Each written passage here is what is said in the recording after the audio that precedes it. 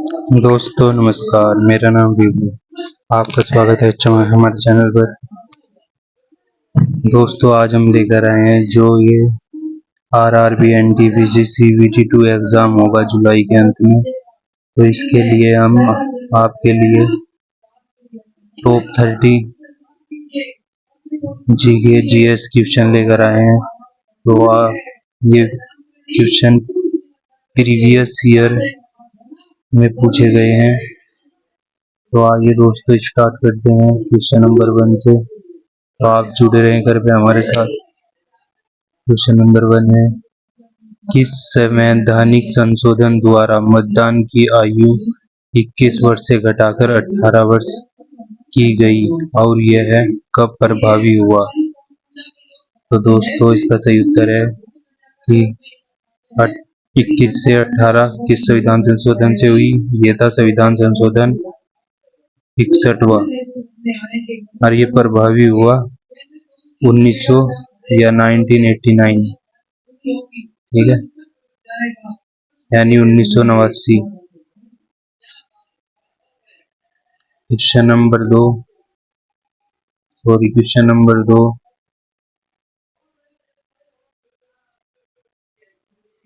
पुरंदर की संधि जो 1665 में हुई थी किनके बीच हुई थी और इसका मुख्य उद्देश्य क्या था?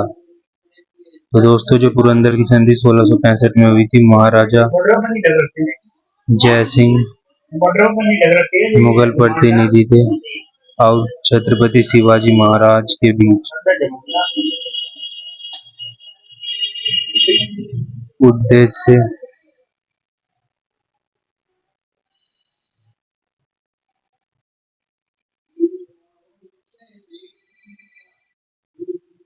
उद्देश्य था इसका मराठा शक्ति को कंट्रोल करना।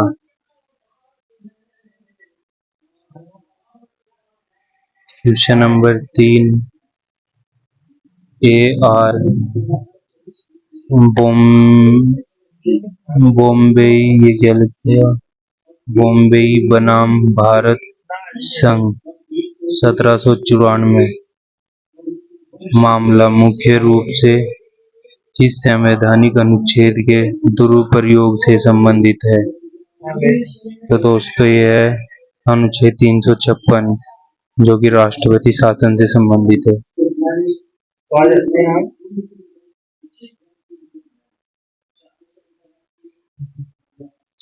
क्वेश्चन नंबर 4, मौर्य साम्राज्य के प्रशासन में समाहर्ता अधिकारी का मुख्य कार्य क्या था?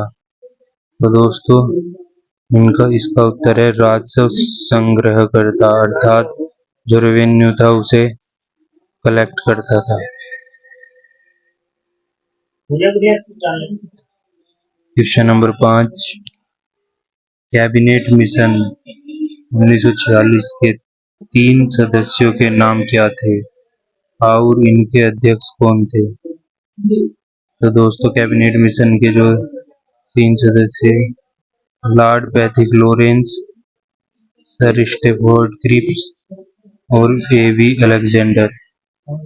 अध्यक्ष थे इसके पैथिक लॉरेंस।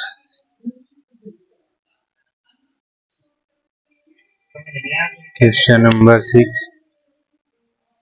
आत्मीय सभा की स्थापना 1815 में किसके द्वारा की गई थी? राजा राम मोहन के द्वारा की गई थी।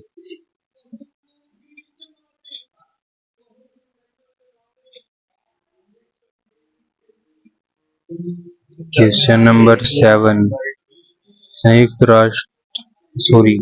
संयुक्त अधिवेशन बुलाने की शक्ति किस अनुच्छेद में है और इसकी अध्यक्षता कौन नहीं कर सकता? तो दोस्तों इसका सही उत्तर है ये 108 में है। बुलाने की जो शक्ति है वो 108 में है और ये राज्यसभा के सभापति यानी उपराष्ट्रपति इसकी अध्यक्षता नहीं कर सकते।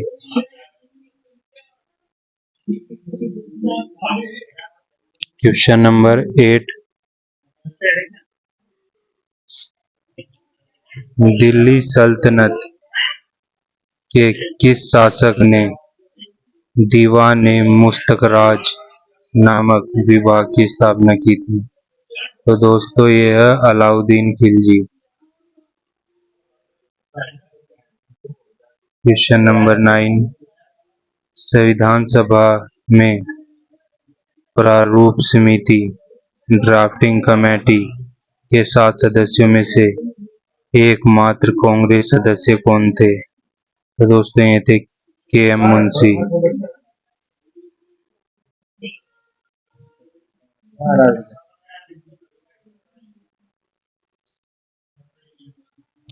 भारत पर अहमद शाह अब्दाली के आक्रमणों का मुख्य राजनीतिक प्रभाव क्या पड़ा? उत्तर, इसने मराठा साम्राज्य की शक्ति को उत्तर भारत में कमजोर कर दिया, जिससे अंग्रेजों के लिए सत्ता हासिल करने का मार्ग प्रशस्त हुआ।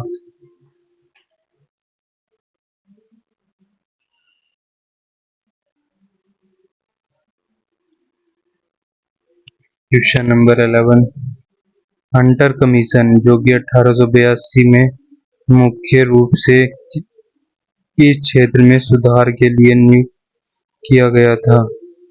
तो दोस्तों इसका सही उत्तर है शिक्षा। शिक्षा के क्षेत्र में, विशेषकर प्राथमिक और माध्यमिक शिक्षा के सुधार में।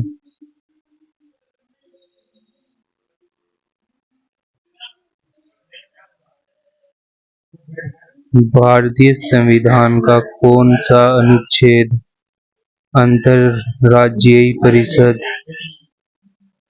यानी इंटर स्टेट काउंसिल के गठन से संबंधित है? अनुच्छेद 263।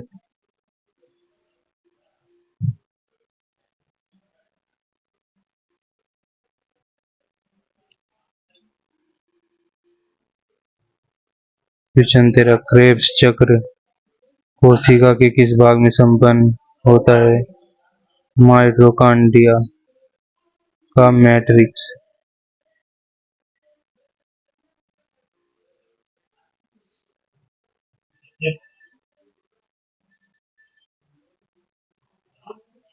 क्वेश्चन नंबर 14, सल्फर डाइऑक्साइड का उपयोग खाद्य परिरक्षण यानी फूड प्रिजर्वेशन के लिए क्यों नहीं किया जाता? दोस्तों इसका सही उत्तर है क्योंकि यह खाद्य पदार्थों के प्राकृतिक रंग और स्वाद को बदल देता है और स्वास्थ्य के लिए हानिकारक अवशेष छोड़ सकता है।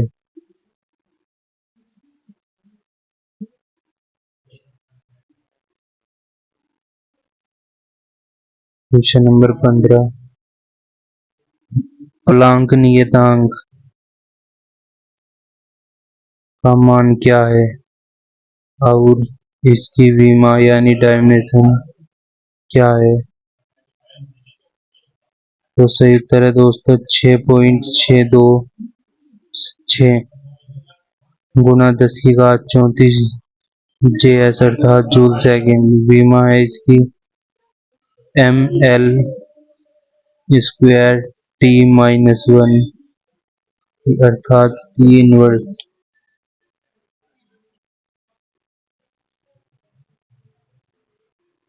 क्वेश्चन 16, एलिसा ELISA परीक्षण किस बीमारी के लिए किया जाता है और इसका पूर्ण रूप क्या है? तो दोस्तों एलिसा टेस्ट HIV अर्थात एड्स के लिए किया जाता है और इसका पूर्ण रूप enzyme linked इम्यूनोसोर्बेंट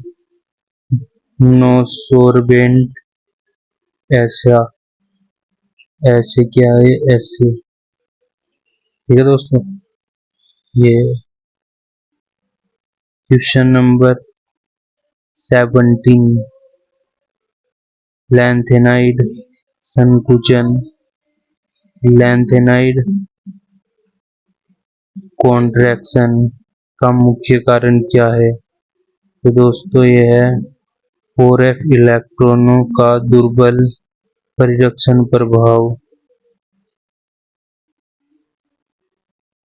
question number 18, Fleming के वाम हस्त नियम लेफ्ट हैंड रूल में अंगूठा किस दिशा को इंगित करता है? तो दोस्तों सही जवाब है इसका चालक पर लगने वाले बल की दिशा को, यानी फोर्स की दिशा को। ठीक है दोस्तों। क्वेश्चन नंबर 19, बायोमैग्निफिकेशन किस खाद्य श्रृंखला में सबसे अधिक प्रभावी होता है? तो दोस्तों ये होता है शीर्ष मांसाहारी, यानी अपेक्स प्रेडेटर्स।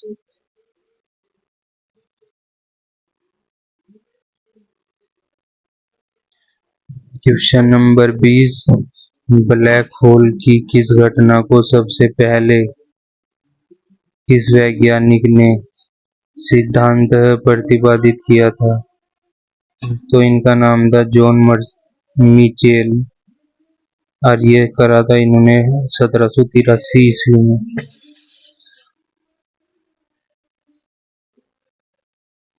क्वेश्चन नंबर 21, मिश्र धातु में मैग्नीशियम का मुख्य घटक क्या है?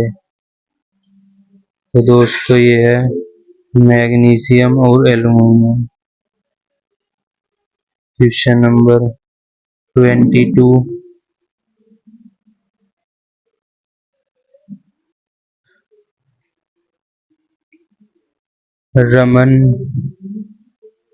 रमन प्रभाव अर्थात रमन इफेक्ट के लिए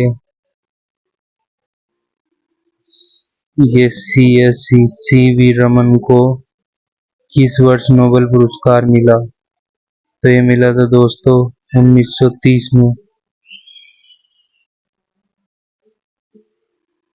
क्वेश्चन नंबर 23, मानव शरीर में पेप्सिन एंजाइम का स्राव कहाँ से होता है और यह किस पर कार्य करता है? तो दोस्तों पेप्सिन एंजाइम का स्राव आमाशय यानी स्टोमच की जठर ग्रंथियों से होता है और यह प्रोटीन के पाचन में सहायक होता है। Question number 24,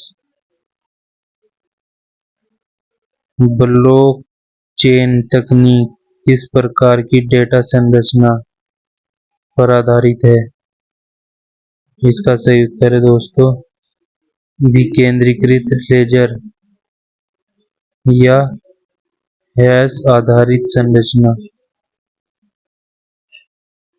question number 25, Bharat का कुंचिकल जलप्रपात किस राज्य में स्थित है और यह किस नदी पर है? तो दोस्तों ये भारत के कर्नाटक राज्य में है और वराई नदी के ऊपर है। क्वेश्चन नंबर 26, पोपेन के वर्गीकरण के अनुसार भारत का अधिकांश भाग किस जलवायु क्षेत्र में आता है? तो सही उत्तर है दोस्तों उष्णकटिबंधीय मानसूनी।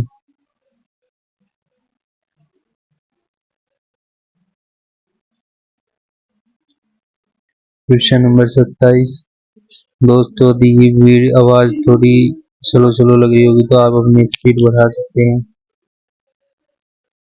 क्वेश्चन नंबर 27, रेगूर मिट्टी जिसे काली मिट्टी भी कहा जाता है जो कि कपास के लिए बहुत अच्छी होती है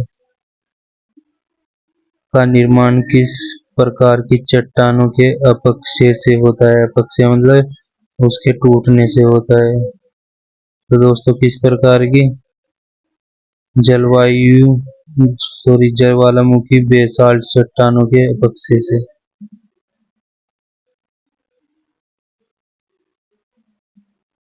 क्वेश्चन नंबर 28, नंदा देवी पर्वत चोटी हिमालय की किस श्रेणी का हिस्सा है? तो दोस्तों यह है गढ़वाल हिमालय का कुमाऊं हिमालय का हिस्सा है। ठीक है दोस्तों। क्वेश्चन नंबर 29, ब्रह्मपुत्र नदी को तिब्बत में किस नाम से जाना जाता है और इसकी सहायक नदी जो लोहित है वो कहाँ मिलती है इससे। तो दोस्तों यारलुंग तसांगपो, यह मतलब ये जो नाम है यारलुंग तसांगपो, ये ब्रह्मपुत्र नदी का नाम है और कहाँ है, तिब्बत में। यानी तिब्बत के अंदर ब्रह्मपुत्र नदी को यारलुंग तसांगपो कहा जाता है। और इस जो ये ब्रह्मपुत्र नदी है आसाम में सदिया नामक स्थान के पास इसमें लोहित नदी आकर मिलती है। क्वेश्चन नंबर 30 और ये इस वीडियो का लास्ट क्वेश्चन है दोस्तों। यदि वीडियो आपको पसंद आई हो तो वीडियो को लाइक कर देना और चैनल को सब्सक्राइब अवश्य कर लेना। धन्यवाद। तो आइए करते हैं क्वेश्चन नंबर 30। समताप मंडल स्ट्रेटोस्फेयर में ओजोन परत के क्षरण के लिए मुख्य रूप से कौन सी गैस जिम्मेदार है। तो दोस्तों इस गैस का नाम है CFC, क्लोरोफ्लोरोकार्बन। CFC का मतलब है क्लोरोफ्लोरोकार्बन। तो दोस्तों वीडियो कैसी लगी, वीडियो देखने के लिए आपका बहुत बहुत धन्यवाद।